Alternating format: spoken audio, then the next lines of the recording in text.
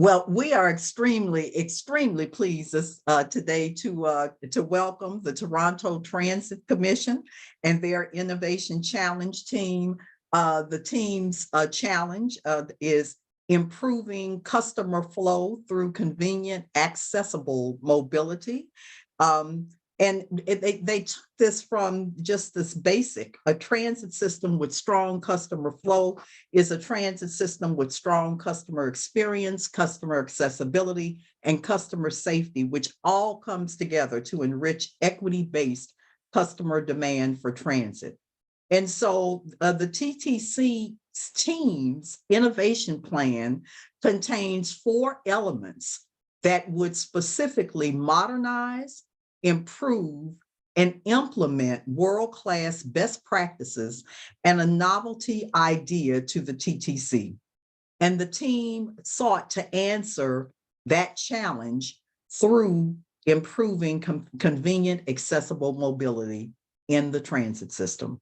And with that, it gives a pleasure now for me to be able to introduce the members of the TTC team.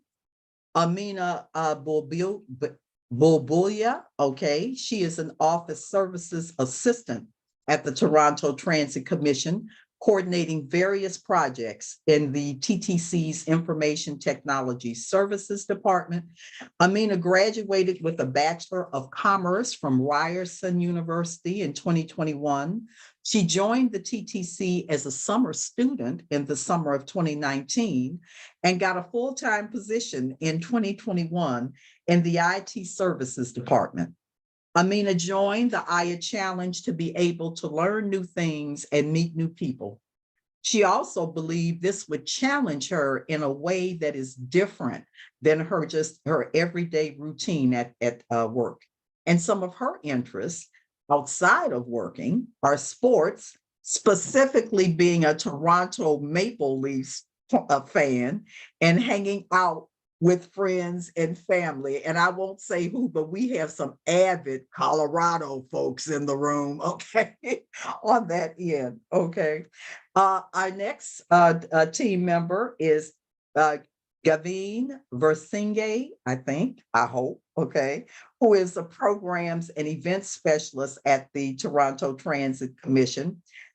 He oversees 3 employee programs and coordinates a variety of special events in that capacity. And after joining the TTC in May of 22, Gavin joined the AYA Challenge to meet others and understand more about the changing transit industry. He hopes to stay and grow with the TTC for years to come. And he also enjoys writing, hockey, and trying new restaurants. So it's a pleasure, Gavin. Thank you for being with us this morning.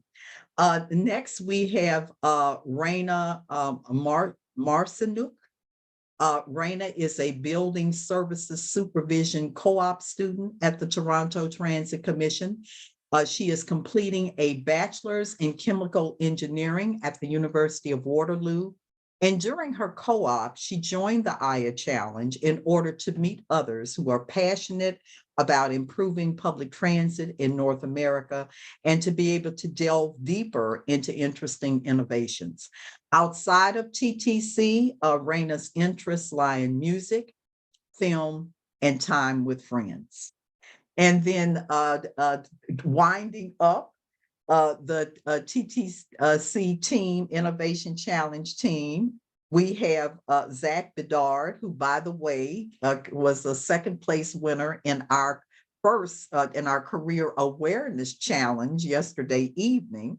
And so Zach is a transit scheduler at the Toronto Transit Commission.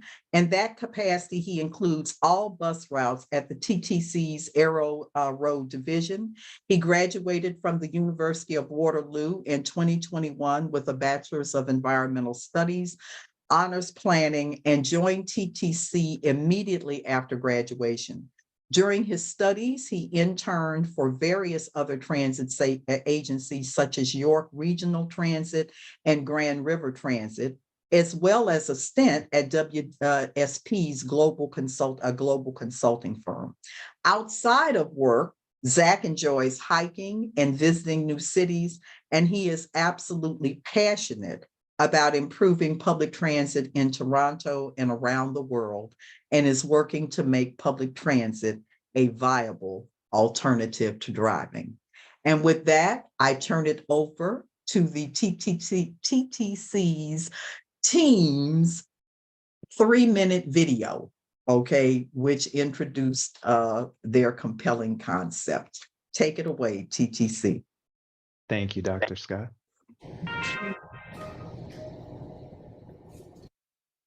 Welcome to your new transit experience.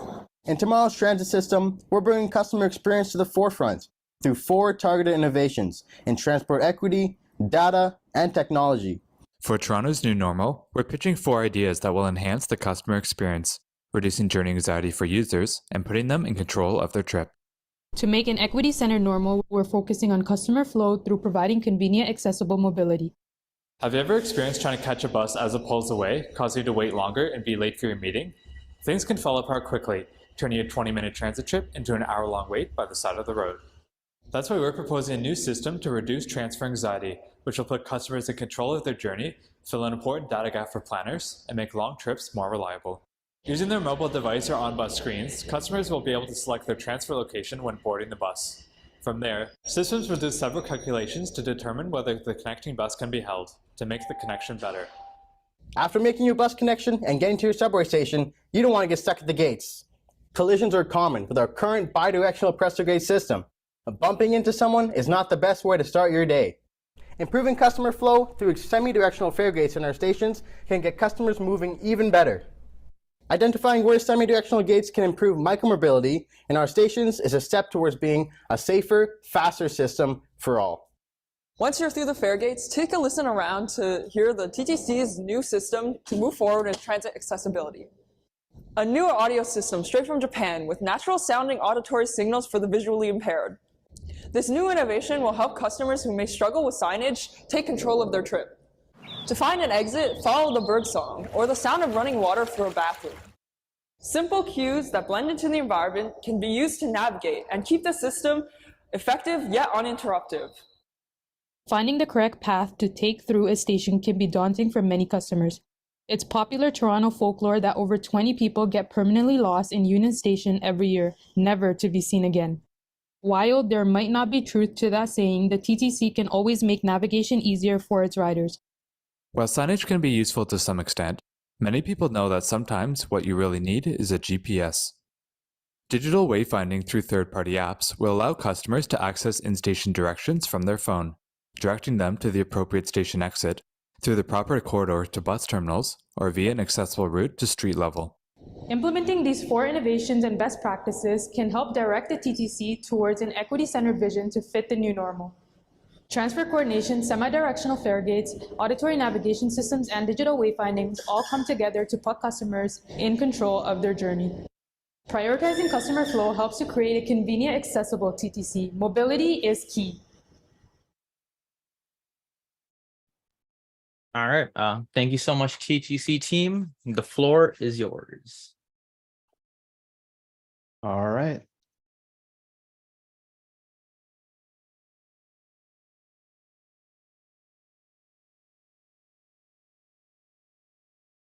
Good afternoon, everyone. We are presenting our AYA Innovation Challenge Plan, which is themed on improving customer flow. Improving customer flow in public transit is essential to enhance efficiency, accessibility, user experience, and safety. The International Association of Public Transport conducted a study on customer flow in a post-COVID world. They concluded that customer flow is a vital topic that needs to be addressed as it's a crucial component on creating a seamless and enjoyable journey for passengers. This ultimately leads to a more sustainable and efficient transportation system, which will increase ridership. The TTC moves 1 million riders each day, and the citizens of Toronto rely on public transit to move them safely and efficiently. Toronto as a city is one of the largest in North America, with a highly diverse population. The TTC needs to improve equitable mobility while still remaining convenient and fast. AYA highlights the categories that public transportation organizations should be well prepared for in order to service the city's new normal. Those categories are transport equity as well as data and technology. Our innovation plan comes together to address the United Nations 11th Sustainable Development Goal of sustainable cities and communities. This goal works on improving access to public transit. In Toronto's context, improving mobility for individuals within neighborhood improvement areas will allow low-income and marginalized groups to depend on public transit. It will also allow individuals to move around easily without the burden of owning a car and making transit a more competitive choice. By reducing journey anxiety through our innovations in customer flow, the TTC will help customers take control of their trips, allowing them to use transit with confidence and pride. Our team has created a 4-element innovation implementation plan through the use of innovative technology and equitable infrastructure with the focus on improving customer flow. We have 2 novelty innovations, automated transfer coordination and smart fare gates, alongside 2 emerging best practices as part of our plan to improve customer flow and mobility at the TTC. Collaboratively implementing advanced technological and infrastructural practices can significantly enhance the TTC by prioritizing improved mobility. Talking to transit users, one of the biggest pain points in the transit experience is transferring. The day-to-day experience can vary greatly, ranging from a quick walk across the street to a long wait in a frigid Toronto storm. The first pillar of our innovation uses automation and data to improve the transit network for all users by introducing automated transfer coordination between bus routes.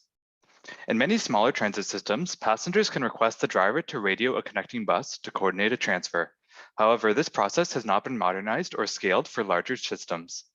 Automated transfer coordination will digitize this analog process, allowing customers to coordinate and track a transfer without having to involve the driver, increasing the scale and resiliency of these connections. So, how will this work? When a customer plans a trip on their phone using a third-party app, any transfer points on their journey will be forwarded to a TTC system. From there, an algorithm will use a real-time customer minutes analysis to determine whether or not their connecting bus can be held. This analysis will use various metrics such as the vehicle's current and predicted ridership, current and predicted traffic conditions, and number of connecting passengers. If the analysis determines a net positive, the system will alert the driver's display unit to hold for a short duration, ensuring the transfer can be made without overly inconveniencing other passengers. For customers without a mobile device, interactive screens will be installed inside the bus as shown here, which will allow them to select their connecting bus route and give them the necessary information to make their transfer. Automated transfer coordination will help to address a key sensitivity for new and existing customers, journey reliability.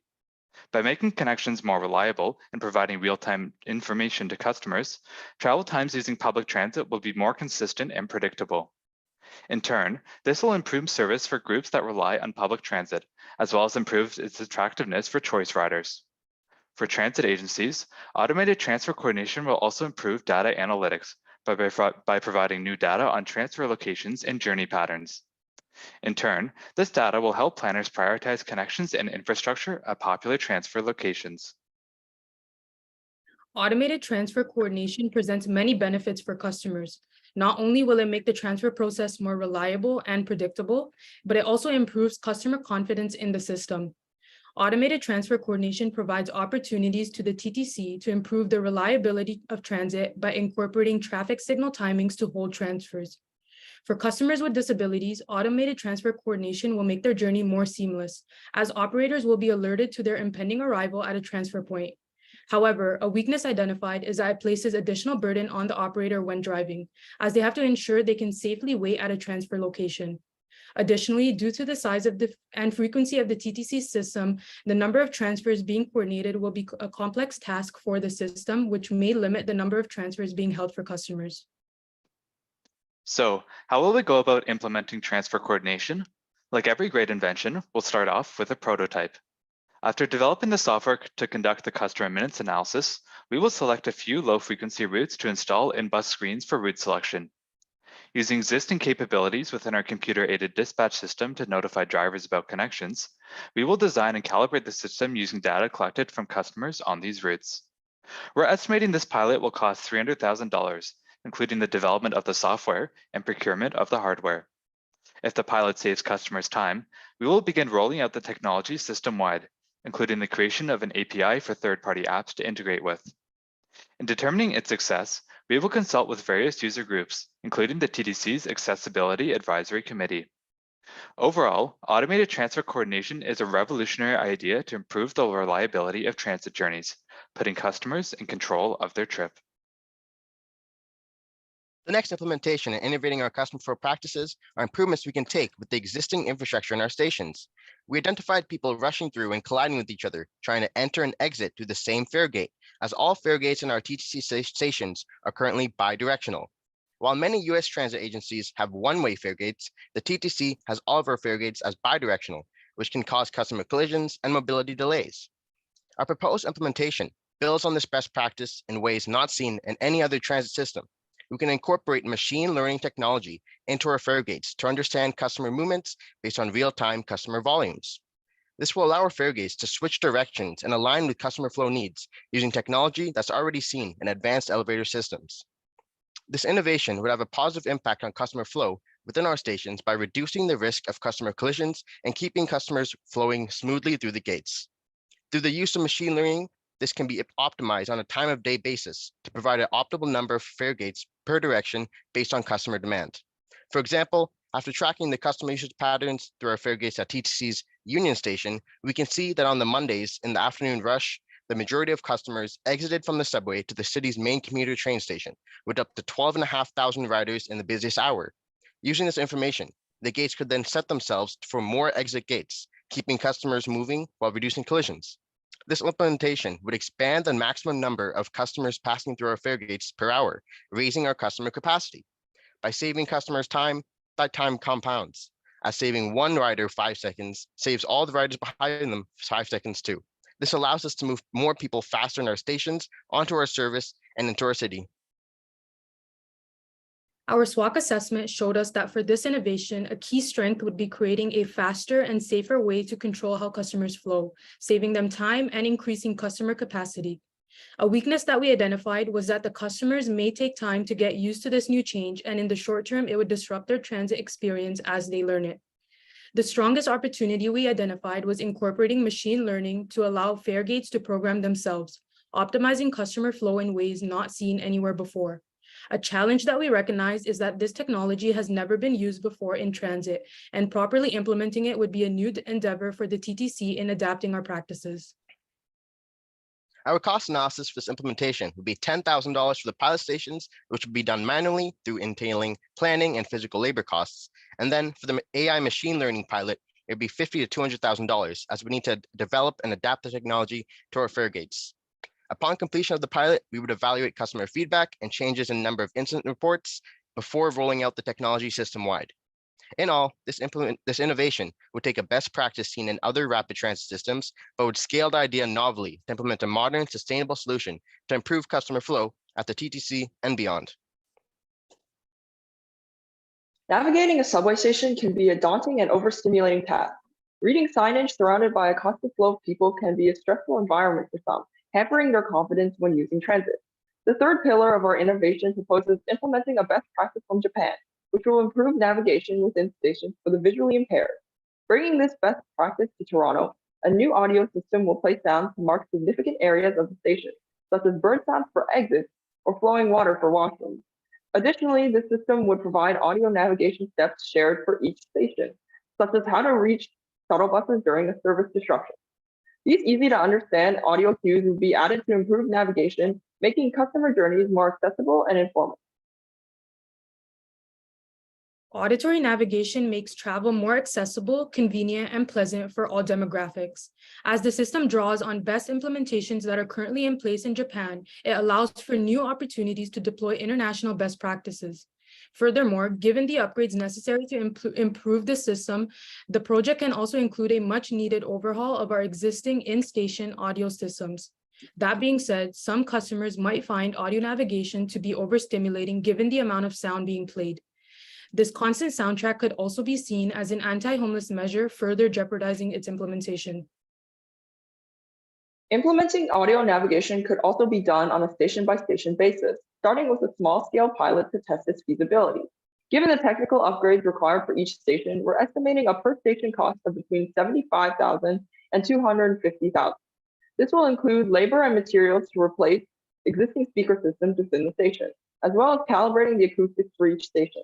After an initial pilot, the effectiveness of the audio cues will be evaluated, including discussions with the TTC's Accessibility Advisory Committee. Overall, auditory navigation will help to expand wayfinding for the visually impaired and make navigating stations a less daunting task by improving our customer communication practices and strengthening customer flow at the TTC. In recent years, smartphones have been helping to make life easier for transit users. Third-party mapping apps not only provide directions for customers using transit, they also give real-time arrivals for the next vehicle. However, even today, transit apps have a blind spot. They're unable to provide directions in underground transit stations. While physical wayfinding signs can help, sometimes what you really need is a GPS. The final pillar of our innovation fills this data gap, adding in-station navigation for third-party apps. Using already existing standards in transit data, digital wayfinding allows customers to obtain in-station directions right from their favorite third-party app, as shown here. These directions can instruct customers on which signs to follow from the subway to the bus terminal, or direct them via an accessible route to the subway platform. In addition to providing a more realistic time estimate for the transfer, they're also useful in directing customers to the appropriate station exit, bringing them closer to their destination. These directions can also be tied to service alerts, rerouting customers in real time around out-of-service elevators to the nearest accessible alternative. Crucially, this innovation is implemented using the industry standard GTFS and is already in use in some agencies such as Boston's MBTA. Digital wayfinding is an emerging best practice in transit data, which provides valuable information to customers and puts them in control of their trip. Digital wayfinding will fundamentally change the way that smartphone users navigate transit. It provides personalized directions to users within indoor station areas, customized to their specific abilities, preferences, and even in their phone's native language. This provides opportunities for third-party apps catering to customers with disabilities who will be able to tailor their apps to present the data in the best format for their users. However, these benefits are limited by how a third-party app chooses to display the data, with this innovation success depending on their implementation. Furthermore, the TTC will be challenged to ensure continuity between its physical and digital wayfinding, maintaining an accurate catalog of its current and future signage implementations. Of the 4 pillars, digital wayfinding is one of the easiest to implement and could be rolled out to customers in a timeframe of less than a year.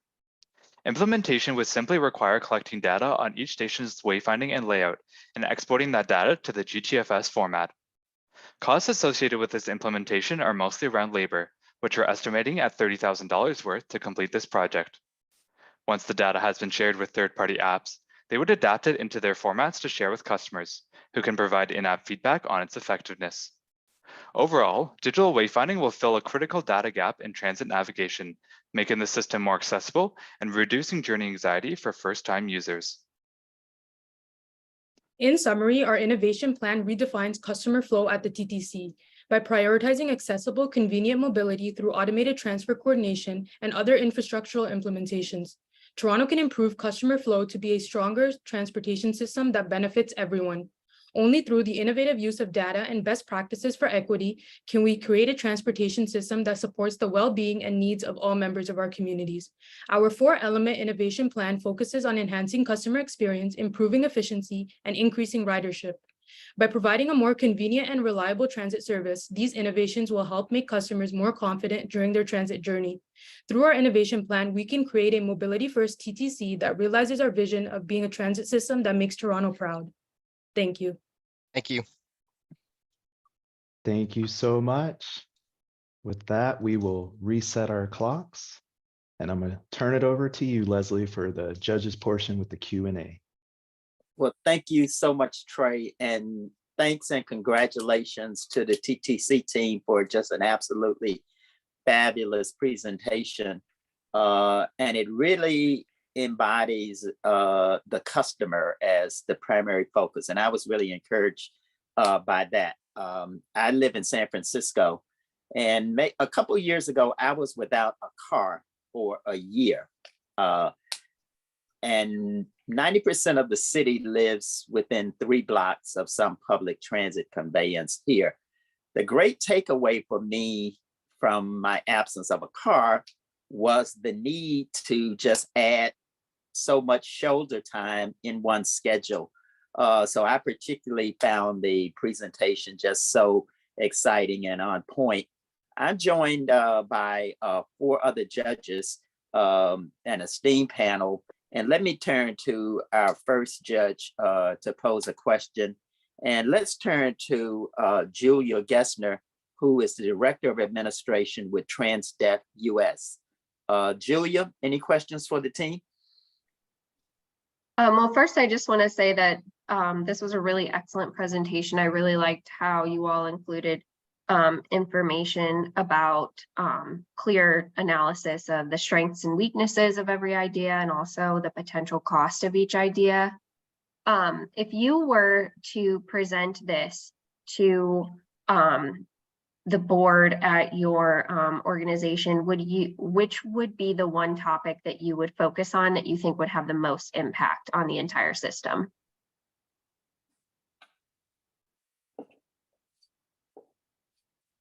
I guess I can take this one. I think as an overall transit user, all of us use transit on a regular basis, but I think for us, transfer coordination would be probably the one that would have the most impact on riders. It is a very novel idea, and it is something that hasn't been done before in this way. And I think it will be really impactful in the way that kind of Uber was impactful to the taxi industry in terms of giving people more precise information, giving people more clear information, and also just improving the reliability of their trip. I know one of the big barriers to taking transit right now, as we said in our presentation, is kind of the lack of reliability in that transfer. And because of like the grid system that TTC's bus network is, a lot of journeys do require that transfer. So being able to improve that reliability, improve that transfer experience will, I think, have one of the biggest impacts on ridership. And while it is one of the more difficult ones to implement, I think the TTC board would be receptive to looking at ways to improve that area that's often overlooked. So. Thanks, Zach. We'll next turn to our next judge, who is Alicia Kane with Cubic Transportation Solutions, where she heads UMO Solutions and Market Development. Alicia, questions? Thank you. Good afternoon, everyone. What an awesome presentation. It was so much information. You all did an outstanding job with your data gathering, and I was impressed that you based it under the nation's sustainable development goals, which is a great opportunity to reach for some standardized benefits across transportation. I think Julia took one of my questions. So the question, there's so much here. So yeah, I was for what you would start with, but then the bottom line is from a equitable standpoint, as far as the projects that you undertook, which how, from a performance standpoint, how would you measure each one of these?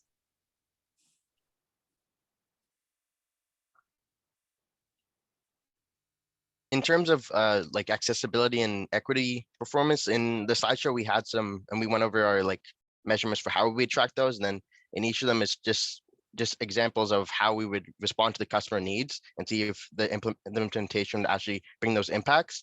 Every month, the TC conducts our customer service reports, and that's in our TC board reports as well. And all of these ideas stem from those questions that are already seen in them, taking those metrics and then seeing how impactful the customer journey is actually being changed from them is how we could see if we're actually impacting and making equity-based solutions. And for each of them, there's already revolved around that customer feedback form that's already in our TC systems. Very good. Thank you.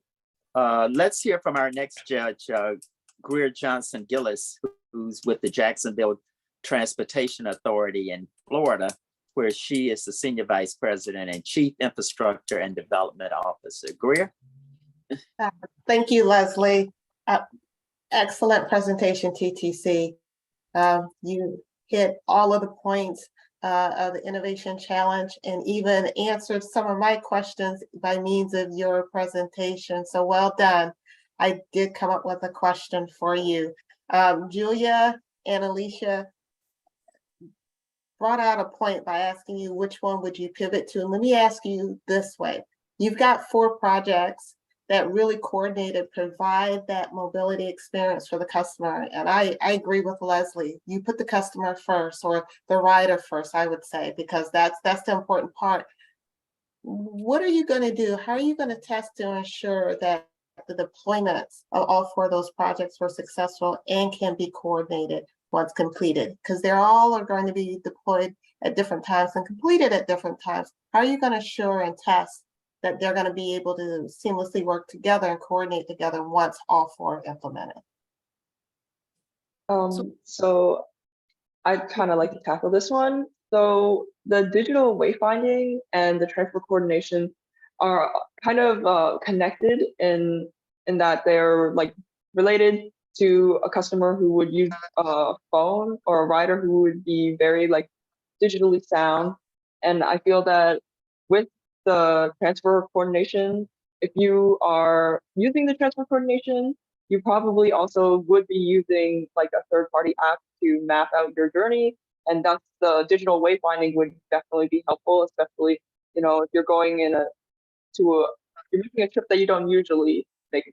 So everyone does their like usual commute, but sometimes we go out of our way and it might be a little bit scary to go into a different station. And the the Faregate and the auditory navigation would also be kind of a hand-in-hand sort of thing, because with the Faregates, you need the proper direction or sort of guidance to know, you know, which ones might be open or exit gates and which ones might be entry gates. So those two are kind of like together in that sense. And then when you put it together, all together, it's like a larger picture. So that's kind of how they would relate.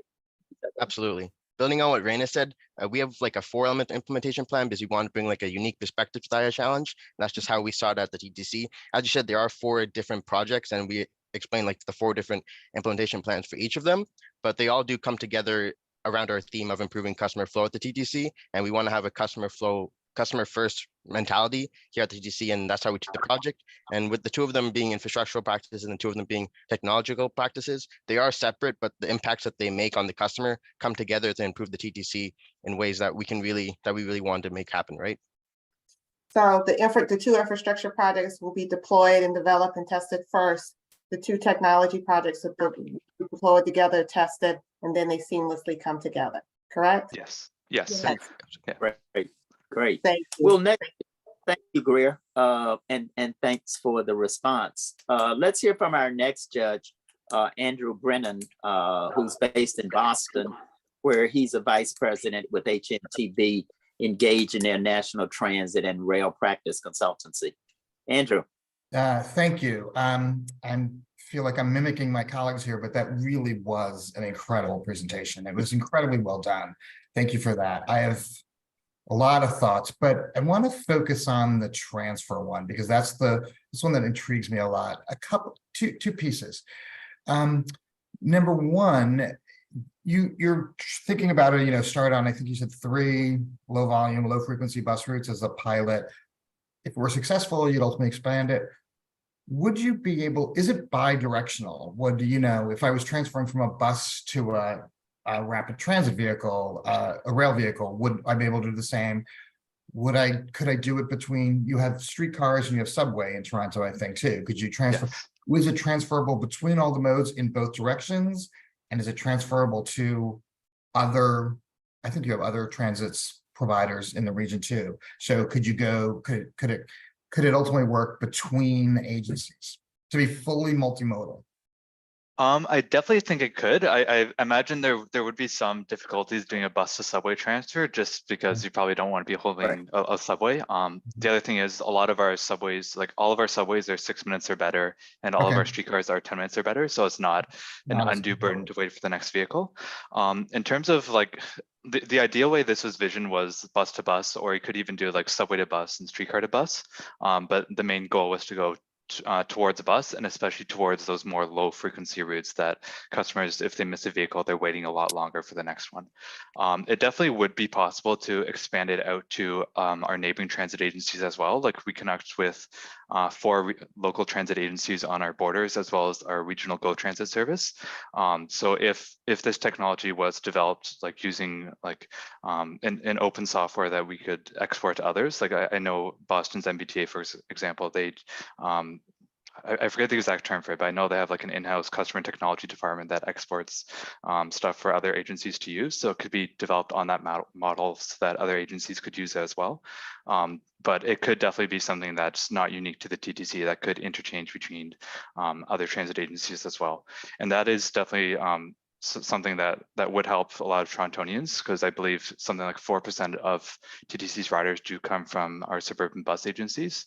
And a lot of those bus routes are a lot less frequent. TTC, we have a 30-minute or better frequency policy on all our routes, but a lot of our suburban agencies don't. So they do have a lot more longer waits for that, and that could be that could really help to improve that cross-regional travel experience as well. And I'm sorry, real quick though, is there a risk of, or at what point do you worry about being able to maintain headways? Like how long are you holding a vehicle, and what's the limit to be able to maintain headways, not get bus bunching, etc.? So the main principle of it is that every transfer, it conducts a customer minutes analysis. So for example, if the bus the customer is transferring to has 20 people on it, and it has to be held for 1 minute to make the transfer, and the next bus is 30 minutes away, then it's a net benefit to hold it for that 1 minute, because 20 people times 1 is less than 1 times 30. So it would kind of do like a math calculation to make sure. But especially for some of those higher frequency routes, like a lot of our routes are 10, I think we have 47 bus routes that run 10 minutes or better every day until 1 a.m. Unless there's a high volume of transfers in those locations, it probably wouldn't make sense to be holding the bus 3, 4, 5 minutes to make a connection. So it'd all come down to the math at the end of the day. And we'd probably set some like boundaries on that too. So we're not holding buses like 15, 20 minutes, stuff like that. So thank you. Thank you, Zach. One final question from me is, I'm assuming there are a lot of smart people in TCC's service planning department, or however it's named. What's the genesis of these proposed improvements? Did I hear that, it may have come from customer surveys, or just what? A lot of these like came from our own experiences using transit. Like all of us are transit users. All of us, like I myself don't own a car. I rely exclusively on public transit. I've been on over 100 transit agencies actually, and kind of just seeing these other practices that other agencies offer and looking for ways to make them better. We did run these ideas by our service planning and our wayfinding teams, as well as a few others, and they were very supportive of them. So it kind of incorporated their feedback to build them up. But a lot of them was kind of a combination of a lot of these other analog ideas that we saw and pain points that we saw in our own journeys, and kind of looking at ways to improve that customer experiences from not only our point of view, but ways that we've seen other people struggle with using transit. Absolutely. The ideas came from the team in our brainstorming, and then we scaled it to see how we could evaluate using the customer service feedback forms that you mentioned. We didn't get the ideas from like customer feedback. We developed them ourselves, and then we used the feedback in other TTC systems to see how we could evaluate them and then move them forward. Right. Because I'll just make one final comment. And here in the Bay Area, I live in San Francisco, but here we have 27 different transit agencies.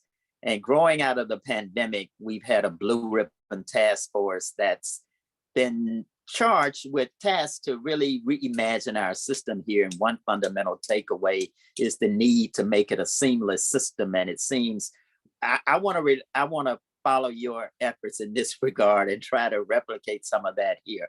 But as we've done for every team, we're affording you about 2.5 minutes to do a wrap up and closing remarks, if you will. Thanks. Take it away.